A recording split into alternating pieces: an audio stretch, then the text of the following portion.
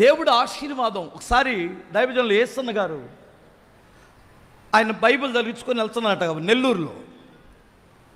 ఒకడు కళ్ళజోడు పెట్టుకొని ఒంటి నిండా బంగారం పెట్టుకొని సర్రను వచ్చి కారు దగ్గరకు వచ్చి సప్పును బ్రేక్ కొట్టాడు. బ్రేక్ కొట్టగానే ఉలిక్కిపడి ఎవరోని సైడ్కి వచ్చి చూసరికే ఆ అద్దం దించి, హలో గుర్తుపట్టావా అన్నాడట. లేదండి గుర్తుపట్టలేదన్నాడు.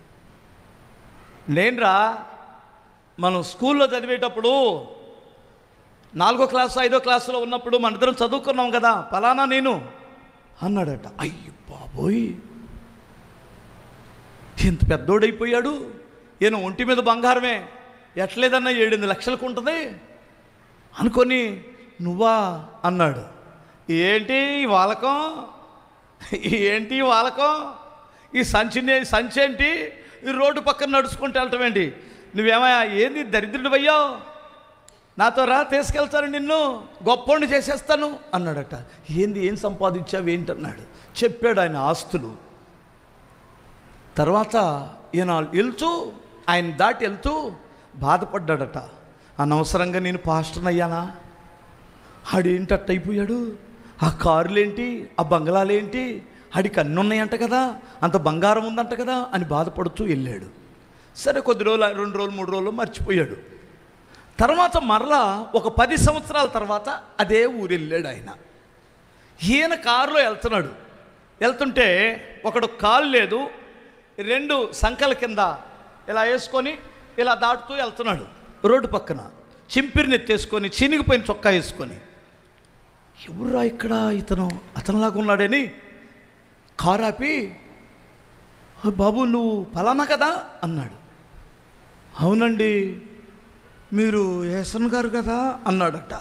అవును, ఏంటి ఇలా అయిపోయావు అన్నాడు.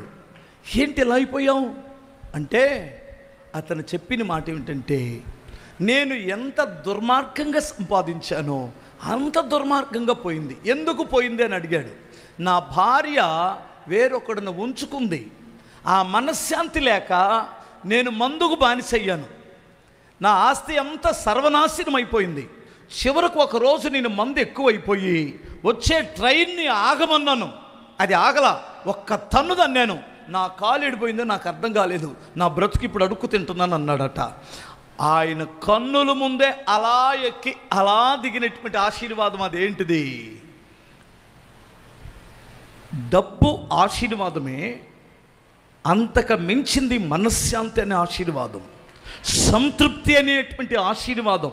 గమనించాలి. ఐశ్వర్యం ఇంటికి వచ్చిన వెంటనే భార్య ఎదురొచ్చి, అర్థమవుతుందా, చక్కగా ఒక గిన్నెడు చన్నీళ్ళు ఇచ్చి ఒక టీ పెట్టిస్తే అంతకంటే గొప్ప నెమ్మది ఏమిటండి? డాడీ వచ్చాడు, డాడీ వచ్చాడు, డాడీ ఎక్కడికి వెళ్ళావు డాడీ అని పలకరిస్తే ఎంత గొప్ప భాగ్యం అండి. ఒకే ఇంట్లో ఉంటూ నానాని పిలవని కొడుకులు, ఎంత డబ్బున్నా ఎంత ఐశ్వర్యం ఉన్నా అది ఆశీర్వాదమా? మీకు అర్థమవుతుందా? బైబిల్ చెబుతుంది, లోకం ఇచ్చినట్లు కాదు, నేను నా శాంతిని మీకు అనుగ్రహిస్తాను, అదే దేవుడు ఈరోజు నీకు ఇచ్చునుగాక. ఆ శాంతిని, సమాధానమును, ఐశ్వర్యమును, ఘనతను, స్థిరమైన కలిమి నా దేవుని యొద్ద ఉంది. అదే దేవుడిచ్చే ఆశీర్వాదం.